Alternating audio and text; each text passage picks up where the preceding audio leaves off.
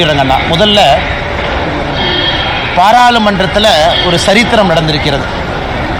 வக்ஃப் act amendment 2025 வெற்றிகரமாக இன்று அதிகாலை நேற்று நள்ளிரவில் ஆரம்பித்த ராஜ்யசபாவில் ஒரு நாள் முன்பு லோக்சபாவில் 2 இடத்திலும் கூட நல்ல மெஜாரிட்டியோடு நிறைய கட்சிகளுடைய ஆதரவோடு ஒரு ஜனநாயக முறையில் எல்லாருடைய ஒப்பீனியனை கேட்டு கிட்டத்தட்ட 1 கோடி பேர் 1 கோடி ஒப்பீனியன் இந்த வக்ஃப் ஜேபிசிக்கு மட்டுமே ஜாயிண்ட் பார்லிமெண்ட்ரி கமிட்டிக்கு இந்த வக்ஃப் சட்டம் 2025 அமெண்ட்மெண்ட் சட்டத்திற்கு 1 கோடி ஒப்பீனியன் கொடுத்துருக்காங்க.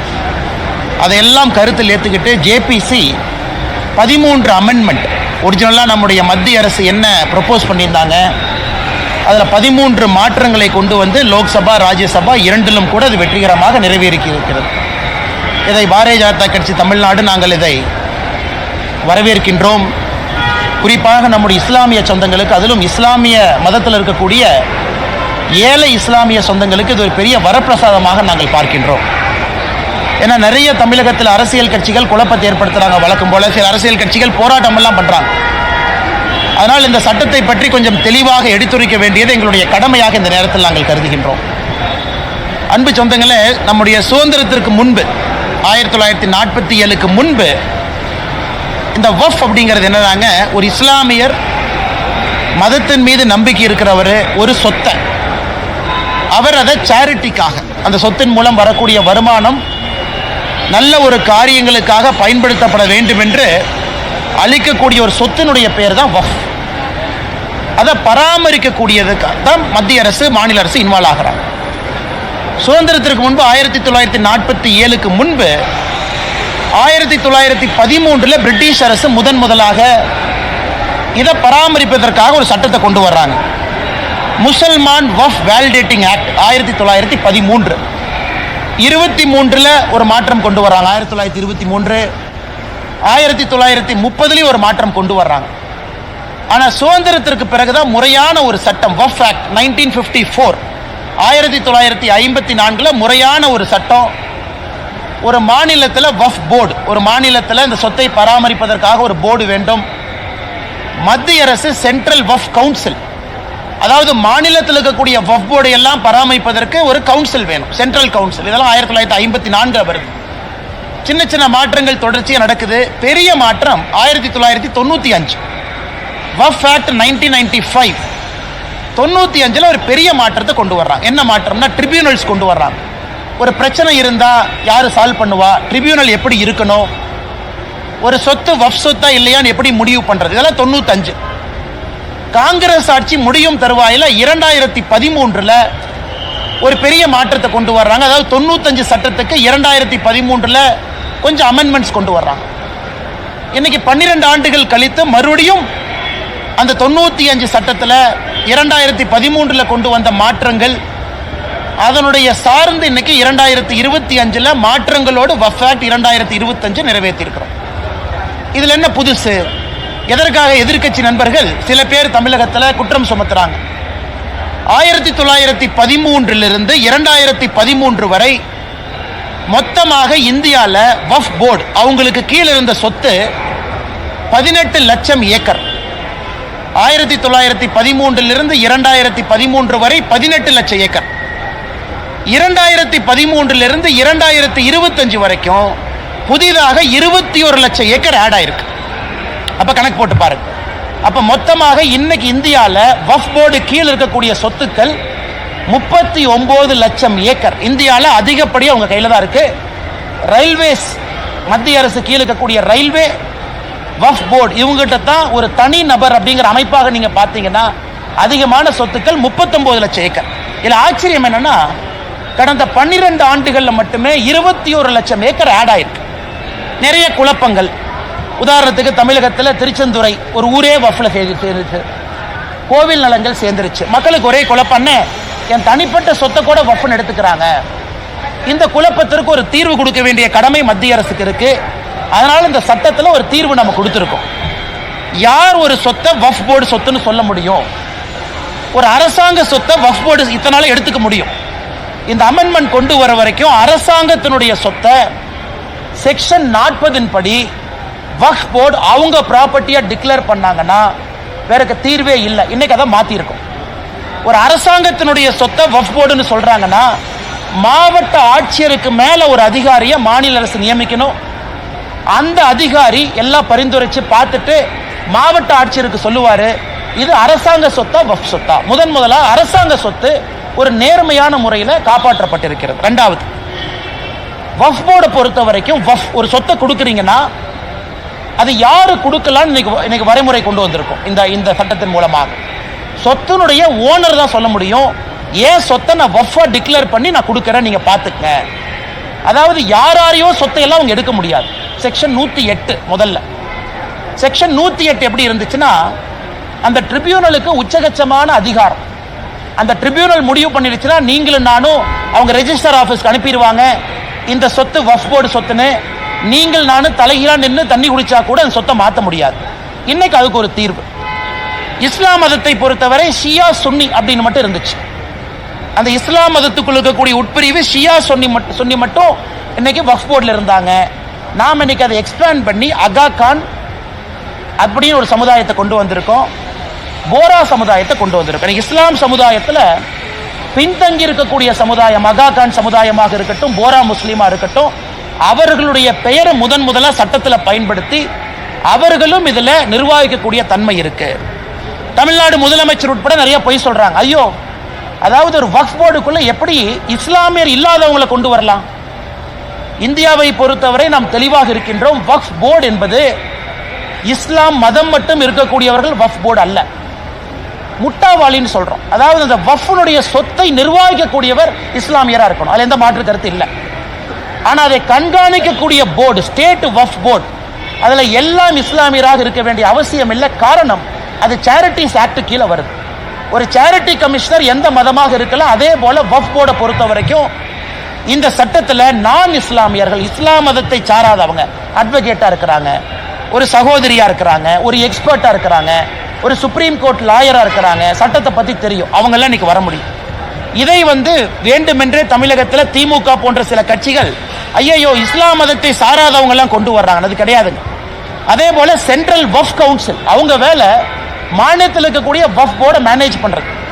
அதிலும் இஸ்லாம் மதத்தை சாராதவங்க இருக்கலாம், எந்த தப்பு இல்லை. ஆனா முட்டாவாளி இஸ்லாம் தான், ஏன்னா அவங்க தான் இந்த வக்ஃப் சொத்தை நிர்வகிக்கக்கூடிய தன்மை இருக்கு. அப்படி இருக்கும் பொழுது இது கிறிஸ்தவ சகோதர சகோதரிகள் பெருசா பாராட்டி இருக்கிறாங்க. காரணம் என்னன்னா, அவங்களுக்கு ஒரு பெரிய வரப்பிரசாதம் செக்ஷன் 40 செக்ஷன் 108 ரெண்டுமே இன்னைக்கு ரிமூவ் பண்ணியிருக்கோம். ஒரு கிறிஸ்தவ சர்ச்சினுடைய சொத்துக்களை இன்னைக்கு வக்ஃப் போர்டு அவங்களுடைய சொத்துன்னு பல இடத்துல எடுத்திருக்காங்க. அப்ப அந்த கிறிஸ்தவ மதத்தை சார்ந்தவங்க எங்கேயுமே போய் திரும்ப வாங்க முடியாது, காரணம் ட்ரிபியூனல் அப்பீல் போக முடியாது. இன்னைக்கு அந்த செக்ஷன் 40 செக்ஷன் 108 தூக்கி இருக்கும். அதனால் எல்லா விதமான சகோதரர்கள், குறிப்பா இஸ்லாமில் இருக்கக்கூடிய பெண்களுக்கு இன்னைக்கு நம்ம முதலா சொல்லியிருக்கோம், பெண்களை சார்ந்த என்ஜிஓ அவங்களுக்கு நிதி உதவி, மைக்ரோ பினான்ஸ் இதெல்லாம் செய்யணும். இதெல்லாம் அந்த வக்ஃப் சட்டத்தில் வந்திருக்கக்கூடிய திருத்தம். அதே போல பேக்வேர்டு கிளாஸ் முஸ்லீம் அவங்களுக்கு மரியாதை, ஷியா சுன்னி சகோதர சகோதரிகளை தாண்டி புதுசாக அகா கான் போரா முஸ்லீம் சொல்ல கொண்டு வந்திருக்கோம். அப்படி இருக்கும் பொழுது ரொம்ப ஏற்புடையதாக எல்லா மக்களும் ஏற்றுக்கொண்ட, யாருக்கும் எதிராக இல்லாத ஒரு சட்ட திருத்தத்தை லோக்சபால ராஜ்யசபால கொண்டு வந்து இந்திய மக்களுக்கு நாங்கள் சமர்ப்பித்திருக்கின்றோம். இதுல பத்திரிகை நண்பர்கள் கவனிக்க வேண்டியது நம்முடைய என்டிஏ கூட்டணியில இல்லாத கட்சிகள் ஓட்டு போட்டிருக்காங்க, நல்லா கவனிக்கணும். குறிப்பாக நவீன் பட்நாயக் அவருடைய கட்சி விப்பு கொடுக்கல, மனசாட்சிப்படி ஓட்டு போடுங்க. ஜெகன்மோகன் ரெட்டி அவங்களுடைய ஒய்எஸ்ஆர் கட்சி விப்பு கொடுக்கல, மனசாட்சிப்படி ஓட்டு போடுங்க. ஸோ நம்முடைய என்டிஏ கூட்டணியை சாராத கட்சிகளும் வாக்களித்து லோக்சபாவில் 288 ஓட்டுக்கள், ராஜ்யசபாவில் 125 ஓட்டுக்கள் நமக்கு கிடைச்சு ரொம்ப கம்ப்ளீட் மெஜாரிட்டியோட நல்லா ஜெயிச்ச சட்டம் வந்திருக்கு. அதனால் தமிழகத்தில் நம்முடைய மாண்புமிகு முதலமைச்சர் ஐயா மு.க. ஸ்டாலின் அவர்கள் சும்மா இந்த மைனாரிட்டி சமுதாயத்தில் பயத்தை ஏற்படுத்துவது மட்டுமே முழு நேர வேலையாக வச்சிருக்கிறாங்க. சும்மா பயத்தை ஏற்படுத்துவது, இதை பிடுங்கிட்டாங்க அதை பிடுங்கிட்டாங்க. இன்னைக்கு மைனாரிட்டி சகோதர சகோதரிகளை எம்பவர் பண்ணியிருக்கோம், அவங்களுக்கு நம்பிக்கை கொடுத்துருக்கோம், அவங்களுக்கு உரிமை கொடுத்துருக்கோம். அப்படி இருக்கும் பொழுது எப்படி இது இஸ்லாம் மதத்திற்கு சகோதரர்களுக்கு எதிரான ஒரு சட்டமாக இருக்கும்? அதனால தான் கொஞ்சம் விலாவரியாக நம்முடைய பத்திரிகை நண்பர்கிட்ட பேசுகிறோம். அன்பு சொந்தங்களே, அது மட்டும் இல்லை, இன்னைக்கு மொத்தம் இருக்கக்கூடிய 39 லட்சம் ஏக்கர் வக்ஃப் போர்டு கீழ் இருக்கிறது. சம்பாதித்த வருமானம் 126 கோடி. இது தமிழ்நாட்டில் HRNC டிபார்ட்மெண்டோட மோசமாக ஃபங்க்ஷன் ஆகிட்டு இருக்கு. மொத்தமாக போன ஆண்டு சம்பாதனை வக்ஃப் போர்டு 126 கோடி. சச்சர் கமிட்டி மன்மோகன் சிங் ஐயா போடும்போது என்ன சொன்னாங்கன்னா, ஒரு வக்ஃப் போர்டை முறையாக நிர்வாகம் செஞ்சா 10,000 கோடி ரூபாய் சம்பாதிக்க முடியும். அதனால் இன்னைக்கு எல்லாமே லாங் லீஸ்ல கொடுத்து தமிழ்நாட்டில் நான் குறிப்பாக சொல்றேன், ஒரு சப் இன்ஸ்பெக்டர் திருநெல்வேலியில் கொன்னாங்க. எது கொன்னாங்க? சமீபத்தில் ரிட்டையர்ட் சப் இன்ஸ்பெக்டர் எது கொன்னாங்க? வக்ஃப் பிரச்சனை, வக்ஃபுனுடைய சொத்தை ஒரு திமுக காரை அபகரிச்சு வச்சிருக்கிறான்னு சொன்னாங்க. அதை எதிர்த்து கேள்வி கேட்டதற்காக அவர் படுகொலை செய்யப்பட்டார். இன்னைக்கு ஏன் திமுக அதை எதிர்க்குது? பாதி ஊர்ல வக்ஃப் ப்ராப்பர்ட்டியை திமுக காரை அபகரிச்சு வச்சிருக்கிறான். அவன் அந்த ப்ராப்பர்ட்டியில வரக்கூடிய நியாயமான சொத்தை வக்ஃப் போர்டுக்கு அந்த பணம் போகல. அதனாலதான் வெறும் 126 கோடி ரூபாய் தான். நீங்களே யோசிச்சு பாருங்க, 39 லட்சம் ஏக்கர் வெறும் 126 கோடி ரூபாய் சம்பாதிக்குது. 4 ஆண்டுகள் கொடுத்து பாருங்க பத்திரிகை நண்பர்களே, நீங்க 4 ஆண்டுகள் கழிச்சு பாருங்க இந்த வக்ஃப் போர்டு எவ்வளவு சம்பாதிக்குதுன்னு மட்டும் பாருங்க. அது எல்லாமே இஸ்லாமிய சொந்தங்களுக்கு அந்த பணம் போகணும். குறிப்பாக ஏழை இஸ்லாமிய சகோதரிகளுக்கு அந்த பணம் போக வேண்டும். அதனால் நிச்சயமாக இந்த அற்புதமான சட்டத்தை கொண்டு வந்ததற்காக பாரத பிரதமர் நரேந்திர மோடி ஐயா அவர்களுக்கு தமிழக பாரதிய ஜனதா கட்சி சார்பாக நாங்கள் பாராட்டுகளையும் நன்றிகளையும் வாழ்த்துக்களையும் தெரிவிச்சுக்கிறோம். ரெண்டாவது முடிச்சோம் கேள்விக்கு வரணும். ரெண்டாவது மருதமலை கும்பாபிஷேகம் இன்னைக்கு நடந்தது. நம்முடைய முருகபெருமான் மருதமலையில் முருகபெருமானுக்கு நடந்த கும்பாபிஷேகமா இல்ல திமுக காரங்களே அவர்கள் நடத்திய மாநாடான்னு சந்தேகமா இருக்கு. பக்தர்கள் எல்லாமே நேற்று சாயந்தரத்திலிருந்து படிக்கட்டுக்கு வெளியே நிக்க வச்சிருக்கிறாங்க. படியில் ஏற கூட விடல. அமைச்சர் சேகர் பாபு அவருடைய மனைவியும் குழந்தையும் போலீஸ் எஸ்கார்ட் போட்டு மருதமலை கூட்டிட்டு போறாங்க. இந்த அநியாயத்தை பார்த்துருக்கீங்களா? ஒரு அறநிலைத்துறை அமைச்சரனுடைய மனைவியும் மகளும் குடும்பமும் எஸ்கார்ட் போட்டு மருதமலை எஸ்கார்ட் போட்டு. ஆனா முருகபெருமானுக்கு சேவை செய்யக்கூடிய கோயம்புத்தூர் மக்கள் அவங்க எல்லாம் கையை கட்டிக்கிட்டு படி கீழே நிக்கிறாங்க. விபூதி கூட கொடுக்கல. 750 சிறப்பு தரிசன பாஸ். அந்த 750 கரைவேட்டி கட்டியிருக்கக்கூடிய திமுக காரங்களுக்கு கொடுத்துட்டாங்க. அப்ப தொடர்ந்து நாங்கள் சொல்லுவது, இன்னைக்கு மருதமலையில முருகபெருமான அவமானப்படுத்தி இருக்கிறாங்க. உண்மையான பக்தர்களை உள்ள விடல. கும்பாபிஷேகத்தில் எப்படி நடத்தப்பட வேண்டுமோ அது போல நடத்தல. இது திமுக மாநாடு போல. சேகர் பாபு அவர்களுடைய மனைவியும் குழந்தையும் ஏதோ கோயம்புத்தூருக்கு டூரிசம் வந்துட்டு அப்படியே மருதமலைக்கு எட்டி பார்த்த மாதிரி வந்திருக்கிறாங்க. அதனால் இதை பாரதிய ஜனதா கட்சி வன்மையாக கண்டிக்கின்றோம். தமிழகத்தில் இதனால் தான் அறநிலைத்துறை இருக்கக்கூடாது என்று தொடர்ந்து சொல்லுகின்றோம். இதுவும் ஒரு பாயிண்ட் நோட் பண்ணிக்கங்க. அதனால முருகபெருமான் பனிஷ்மெண்ட் கொடுக்கட்டும். எந்த ஒரு அமைச்சர்களுமே கலந்துக்கல. ஏன் அந்த மரியாதை கூட முருகபெருமானுக்கு கொடுக்க மாட்டீங்களா? அமைச்சருக்கு அப்படி என்ன வேலை? ஒரு முக்கியமான கோயிலுடைய கும்பாபிஷேகம் நடக்குது, அமைச்சருக்கு தலைவர் என்ன வேலை? மாவட்டத்தினுடைய அமைச்சர் எங்க போனாரு? அறநிலைத்துறை அமைச்சர் எங்க போனாரு? ஏன் அவங்களாம் வந்து பங்கேற்க முடியாதா? அரசின் சார்பாக வந்து அமைச்சர் இருந்தா தானே பிரச்சனை இருந்தால் சால்வ் பண்ண முடியும். அதனால் நிச்சயமாக இந்த வெக்கங்கட்ட செயலை பாரதிய ஜனதா கட்சி கண்டிக்கின்றோம். அதனால் அமைச்சர் சேகர் பாபு அவர்கள் இதே போலதான் கொஞ்ச நாளைக்கு முன்னாடி இங்க குறும் பண்ணாருன்னு எங்கனே திருச்சியில ஸ்ரீரங்கம் கோயில்ல, அங்கேயும் அவருடைய குடும்பம் இதே மாதிரி வந்து சொர்க்கவாசல் திறக்கிற அன்னைக்கு பிரச்சனை பண்ணி டோக்கன்ல வந்த பப்ளிக் எல்லாம் தள்ளி பெரிய பிரச்சனை ஆச்சு. அதனால் சேகர் பாபு அவருடைய செயல் தொடர்ந்து அத்துமீறி கொண்டிருக்கின்றார். இதை முருகபெருமான பார்த்துக்கிட்டு இருக்காரு. தக்க நேரத்தில் பனிஷ்மெண்ட் கொடுப்பாரு நம்புறோம். இதெல்லாம் முக்கியமான வக்ஃப் போர்டை பத்தி தொண்டை தண்ணிக்கிலேயே கத்தி வேர்வை எல்லாம் ஊத்தி பேசிட்டு இருக்கேன். அதை பத்தி 2 கேள்வி கேளுங்க. அண்ணன் ஏற்கனவே நான் சொல்லியிருக்கிறேன். கோயம்புத்தூர்ல மிக தெளிவாக நான் சொல்லியிருக்கின்றேன். பாரதிய ஜனதா கட்சி தமிழ்நாடு புதிய தலைவரனுடைய தேர்தல் டெல்லியில் நான் போய் சந்திச்சுட்டு வந்த பிறகு நான் பேசின பேட்டிக்கனாது. அதே நேரத்தில் குறிப்பாக எப்படி 2026 தேர்தலை அணுகப் போகின்றோம் என்பதையும் கூட ஓரளவுக்கு வெளிப்படையாக நம்ம சொல்லியிருக்கிறோம். இதற்கு மேலே நான் கருத்து சொல்ல விரும்பலைங்கன்னா அன்னைக்கு பேட்டியில் அவ்வளோ விலாவரியாக நான் பேசியிருக்கிறேன். அதனால் புதிய தேர்தல், புதிய தலைவருக்கான தேர்தல் விரைவில் நடக்கும். அதை நீங்கள் பாருங்க. அதுக்கப்புறம் பத்திரிகையாளர் சந்திப்பில் நான் விலாவரியாக பேசுகிறேங்கண்ணா.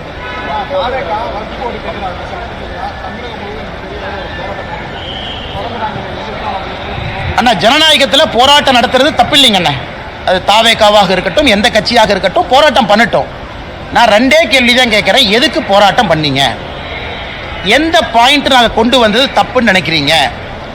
எந்த பாயிண்ட்டை நாங்கள் சரியாக செஞ்சுருக்கோம்னு நினைக்கிறீங்க?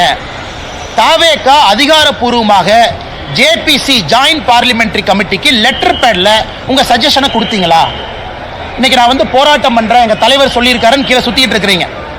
சரி, உங்களுக்காக ஜேபிசி போட்டோம், 1 கோடி பேர் சஜஷன் கொடுத்தாங்க, 1 கோடி சஜஷன் வந்துச்சு. தாவேக்கால கருத்து சொன்னீங்களா ஜேபிசிக்கு? நீங்க கருத்து சொல்லியிருந்தா, நல்ல கருத்தா இருந்தா கண்டிப்பா நாங்க எடுத்திருப்போம். சரி, இன்னைக்கு போராட்டம் பண்றீங்க, எதுக்கு போராட்டம் பண்றீங்க? நான் இவ்வளவு விலாவரியா பேசுறேன், இதான் பாயிண்ட்ங்கிறேன், இதான் காரணங்கிறேன். நான் சொன்னதுல தப்பு எங்கேயாச்சும் இருக்குதா நீங்க சொல்லுங்க. எதற்கு போராட்டம் செய்யறனே தெரியாம ஒரு கட்சி தமிழ்நாட்டில் போராட்டம் செய்து கொண்டிருக்கின்றார்கள், அது தாவேக்கா. எதுக்கு போராட்டம் பண்றாங்கன்னு அண்ணா இந்த பாயிண்ட் தப்பு. எத்தனை டைம் சட்ட திருத்தம் மாத்தி இருக்கிறாங்க? 54 முதல் சட்டம், அதன் பிறகு அவ்வளவு அமெண்ட்மெண்ட், 95 பெரிய சட்டம், அதன் பிறகு அவ்வளவு அமெண்ட்மெண்ட், 2013 மேஜர் அமெண்ட்மெண்ட். ஏன் 2013 காங்கிரஸ் ஆட்சியில சகோதரருக்கு தெரியும், 123 ப்ராப்பர்ட்டி லூட்டன்ஸ் டெல்லி, சென்ட்ரல் டெல்லி 123 ப்ராப்பர்ட்டியை வஃப் ப்ராப்பர்ட்டின்னு டிக்ளேர் பண்ணி ஒரே நைட்ல சேர்த்துக்கிட்டாங்க. அதெல்லாம் நியாயமா? 123 ப்ராப்பர்ட்டி சென்ட்ரல் டெல்லியில் நினைச்சாங்க ஒரே நைட்டு. லட்சக்கணக்கான கோடி ரூபாய் வருமானம் பொறுப்பு இருக்கக்கூடிய ப்ராப்பர்ட்டி. அது 2013 காங்கிரஸ் கொண்டு வந்தான். அதை பத்தியெல்லாம் யாரும் பேச மாட்டாங்க. ஆனா 2025 நம் ஆட்சியில நியாயமாக எல்லோருக்கும் சமமாக ஒரு விஷயத்தை கொண்டு வந்தா நாம் இஸ்லாமியர்களுக்கு எதிரின்னு ஆர்ப்பாட்டம் பண்றாங்க. அதனால் தாவேக்காவாக இருக்கட்டும், எந்த கட்சியாக இருக்கட்டும், என்னுடைய அன்பு வேண்டுகோள், அண்ணா எதுக்கு ஆர்ப்பாட்டம் பண்றேன்னு 2 விஷயத்தை சொல்லிட்டு பண்ணுங்கண்ணே. நல்ல விஷயமா தான் நானும் மேல சொல்றேன்.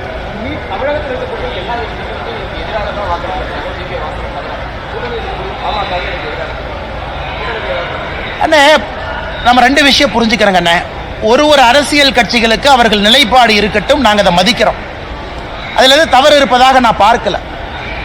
ஒரு அரசியல் கட்சியினுடைய நிலைப்பாடு, நாங்க சட்டத்தை கொண்டு வந்திருக்கோம், சட்டத்தில் இருக்கக்கூடிய சிறப்பு அம்சங்களை சொல்ல வேண்டியது எங்களுடைய கடமை. பத்திரிகை நண்பர்கள் மூலமா உங்க கேள்விக்கு பதில் சொல்ல வேண்டியது எங்க கடமை. அதே நேரத்தில் தப்பு பண்றோம்னா திருத்திக்கிறதுக்கு ஜேபிசி ஒரு வாய்ப்பு. 13 அமெண்ட்மெண்ட் சொன்னாங்க, 13 செஞ்சிட்டோம், 13 ஏத்துக்கிட்டாச்சு. அதுல எல்லா கட்சியும் சொன்னாங்க. மேஜர் அமெண்ட்மெண்ட் அரசு கொண்டு வந்ததிலிருந்து 13 திருத்தங்களை ஒத்துக்கிட்டோம். ஆனால் ஒரு கட்சிக்கு ஒரு நிலைப்பாடு, அதை நாங்கள் பெரிதாக எடுத்துக்கொள்ளவில்லை. ஏன்னா ராஜ்யசபால கம்ஃபர்டபுளா நம்ம ஜெயிச்சிருக்கோம், லோக்சபா கம்ஃபர்டபுளா ஜெயிச்சிருக்கோம். அதனால் ஓட்டு போட்டவர்களுக்கு நாங்கள் தலை வணங்குகின்றோம். ஓட்டு நேற்று போடாதவர்கள் கூட வருகின்ற காலத்தில் தங்களுடைய மனதை மாற்றிக்கொள்வார்கள் என்று நம்புகின்றோம். புதிய மாநில தலைவருக்கான போட்டியில் நான் இல்லை. சரியானே? அடுத்தது அது ஏன் இன்னைக்கு நாளைக்கு நீங்க அப்படியே ஒரு நியூஸை போட்டு அண்ணாமலை டெல்லி போறாரு, அண்ணாமலை இவரை கை காட்டினாரு, அண்ணாமலை இவரை கை காட்டல, இந்த எந்த வம்பு சண்டைக்கு நான் வரலீங்கன்னா நான் போட்டியில் இல்லை.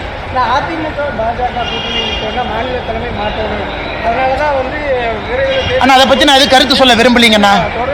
அண்ணா அதை பத்தி நான் கருத்து சொல்ல விரும்பல. என்னை பொறுத்தவரை இந்த கட்சி நல்லா இருக்கணும், நல்லவர்கள் இருக்கக்கூடிய கட்சி, நல்ல ஆத்மாக்கள் இருக்கக்கூடிய கட்சி. இந்த கட்சியில் நிறைய பேர் உயிரை கொடுத்து இந்த கட்சியை வளர்த்திருக்கிறாங்க, புண்ணியவர்கள் இருக்கக்கூடிய கட்சி. அதனால் அந்த கட்சி எப்பொழுதும் நன்றாக இருக்க வேண்டும் என்று நினைக்கக்கூடியவன் நான். ஆனால் என்னை பொறுத்தவரை புதிய தலைவர் தேர்ந்தெடுக்கப்படும் பொழுது நிறைய பேசுவாங்க. அண்ணா இன்னைக்கு நீட் டிராமா வெற்றிகரமா முடிவுக்கு வந்துருச்சு. Chapter close. Baahubali part 1 part 2 மாதிரி NEET part 1 part 2 part 5 close. இனி நீட்டுக்கு சாப்டர் இல்லை. ஏன்னா அது பிரசிடென்ட் ஆஃப் இந்தியா கையில் இருக்கிற வரைக்கும் தான் அவங்க ஆட்டம். கவர்னருக்கு அனுப்பிச்சேன், கவர்னர் அனுப்பல.